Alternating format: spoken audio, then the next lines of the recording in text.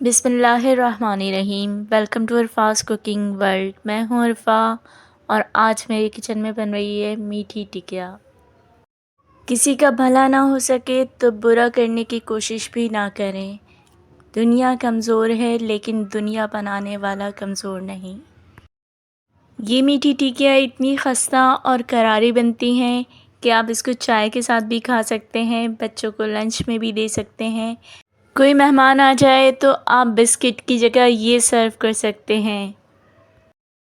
हल्की फुल्की भूख में आप इसे स्नैक के तौर पर भी खा सकते हैं। तो बनाते हैं मज़ेदार सी मीठी टिकिया।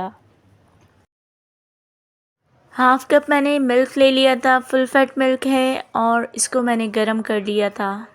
इसमें हम शामिल करेंगे 1 कप शुगर और 5 टेबल स्पून घी।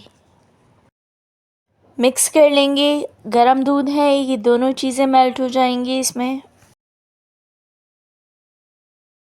अभी हम इसको साइड पर रख देंगे और एक बड़ा बॉल लेंगे और उसमें ले लेंगे 2 कप मैदा। ये मैदा मैंने छान कर लिया था, आप भी छान कर लीजिएगा। अब इसमें हम 1/3 कप सूजी ऐड करेंगे। 2 टेबल स्पून सफ़ेद तिल ऐड करेंगे और 4 टेबल स्पून पिसा हुआ खोपरा ऐड करेंगे। 1 टेबल स्पून मैंने इसमें सौंफ ऐड की है, ये ऑप्शनल है, अगर आप ऐड करना चाहें तो अच्छा टेस्ट आता है इसका। 2 से 3 सब्ज़ इलायची मैंने कूट कर ऐड की है इसमें।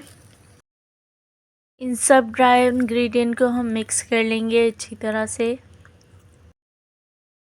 अब जो हमने मिक्सचर बनाया था घी, मिल्क और चीनी का, वो हम इसमें थोड़ा थोड़ा ऐड करेंगे और मिक्स करते जाएंगे। आप चाहें तो हाथ से कीजिएगा, मैंने भी हाथ से किया था। थोड़ा सा स्टार्ट में मैंने स्पून यूज़ किया है।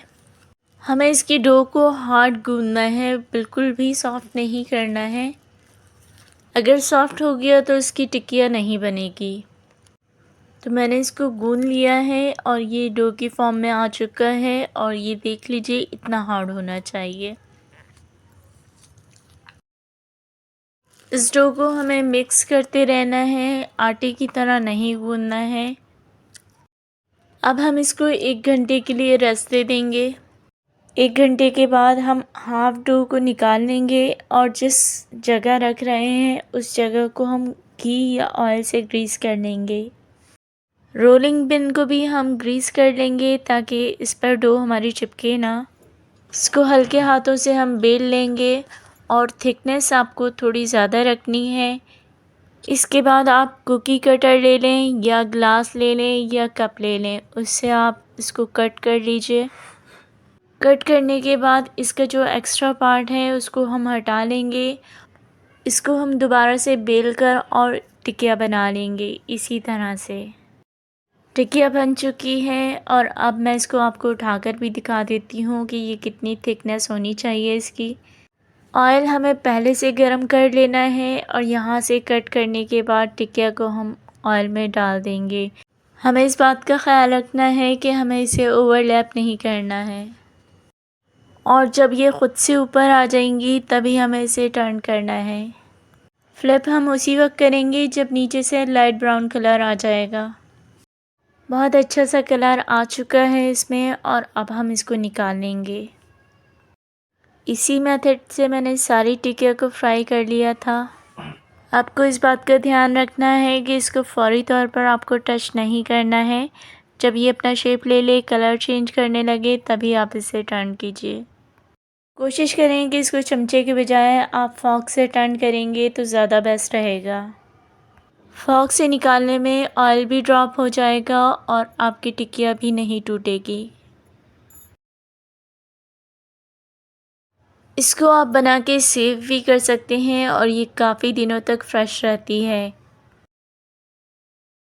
मैं आपको इसको तोड़कर भी दिखा देती हूँ कि ये कितनी क्रिस्पी बनी है और अंदर से भी पकी हुई है ये। आपका लाइक, सब्सक्राइब और वीडियो शेयर करना हमारे लिए हौसला अफजाई का काम करता है और हमें मज़ीद मेहनत करके अच्छी वीडियोस बनाने का जज़्बा पैदा होता है।